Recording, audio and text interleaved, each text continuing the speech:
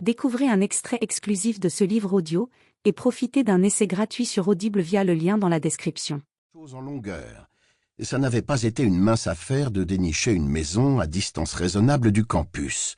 Et quand les Creed arrivèrent enfin à proximité de l'endroit où Louis pensait que se trouvait leur nouveau logis, tous les signes concordent, se disait-il macabrement, comme à la veille de l'assassinat de César. Ils étaient là, tendus et irritables. Gage, dont les dents étaient en train de percer, n'arrêtait pas de pleurnicher, et il refusait obstinément de s'endormir en dépit de toutes les berceuses que Rachel s'évertuait à lui chanter. Ce n'était pas l'heure de la tétée, et Gage connaissait son horaire aussi bien, sinon mieux, que sa mère. Elle lui offrit tout de même le sein, et il s'empressa de la mordre avec ses dents toutes neuves. Rachel, qui n'était pas encore vraiment acquise à l'idée de venir s'installer dans le Maine, elle avait vécu à Chicago toute sa vie, fondit en larmes, et Aileen eut au fait de l'imiter. À l'arrière de la station wagon, Church continuait à tourner inlassablement sur lui-même, comme il n'avait pas cessé de le faire tout au long des 3 jours qu'il leur avait fallu pour descendre de Chicago jusqu'ici. Il s'était vite résigné à le délivrer du panier où il l'avait d'abord cloîtré pour mettre un terme à ses miaulements insupportables, mais son va-et-vient continuel s'était avéré presque aussi exaspérant. Pour un peu, Louis y aurait aussi été de sa larme. Une idée saugrenue, mais non sans attrait, se forma soudain dans sa tête. Il leur proposerait de rebrousser chemin pour aller manger un morceau à Bangor, en attendant l'arrivée du camion de déménagement, et, aussitôt que ces 3 empêcheurs de danser en rond auraient mis pied à terre, il écraserait l'accélérateur et s'enfuirait sans même un regard en arrière, engloutissant litre sur litre d'essence hors de prix dans l'énorme carburateur à 4 cylindres de la familiale. Il mettrait cap au sud et descendrait d'une traite jusqu'à Orlando, en Floride, où il se ferait embaucher comme secouriste à Disney World sous un nom d'emprunt. Mais juste avant d'arriver au péage de cette bonne grosse vieille autoroute 95, il s'arrêterait sur le bas-côté et il foutrait dehors cet abruti de chat. Là-dessus, ils franchirent un ultime virage et se retrouvèrent nez à nez avec la maison que Louis avait été le seul à voir jusqu'à présent. Il avait pris l'avion pour venir inspecter les 7 habitations possibles que Rachel et lui avaient sélectionnées sur photo dès que le poste à l'université du Maine lui avait été définitivement acquis, et il avait jeté son dévolu sur celle-ci.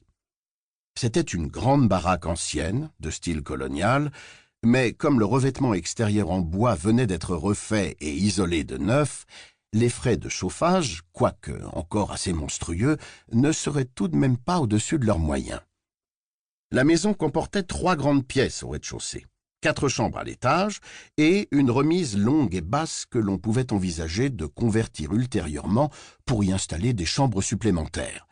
Le tout entouré d'une luxuriante étendue de gazon qui restait, même par cette chaleur d'août, d'un beau vert éclatant. Derrière la maison, il y avait un grand pré où les enfants pourraient jouer et, au-delà du pré, des bois qui semblaient s'étaler jusqu'à l'infini. L'agent immobilier avait expliqué à Louis que les terres contiguës à la propriété appartenaient à l'État et que toute possibilité de construction nouvelle y était exclue dans l'avenir immédiat en raison du litige qui opposait à leur sujet les derniers survivants de la tribu des Micmacs et le gouvernement du Maine. Les Indiens exigeaient la restitution de près de 3000 hectares à Ludlow même et dans les villages avoisinants. Et le procès, auquel le gouvernement fédéral était également mêlé, était d'une telle complexité qu'il risquait de traîner jusqu'à la fin du siècle. Rachel s'arrêta brusquement de pleurer et elle se redressa sur son siège. « Est-ce que c'est... »« C'est elle, » dit Louis. Il éprouvait une certaine appréhension, ou plutôt, il avait la trouille, et à vrai dire même une trouille bleue. Il avait hypothéqué 12 années de leur vie pour cette maison. D'ici à ce que la dernière traite soit réglée, Aileen aurait 17 ans. Il avala sa salive. « Qu'est-ce que tu en penses ?»« Je la trouve magnifique !» s'écria Rachel, et Louis eut le sentiment qu'un poids immense se soulevait de sa poitrine.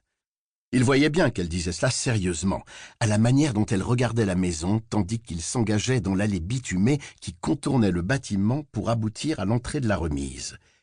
Le regard de Rachel courait le long des fenêtres vides, et Louis devina que son esprit était déjà occupé. Livre audio complet gratuit disponible en description de cette vidéo.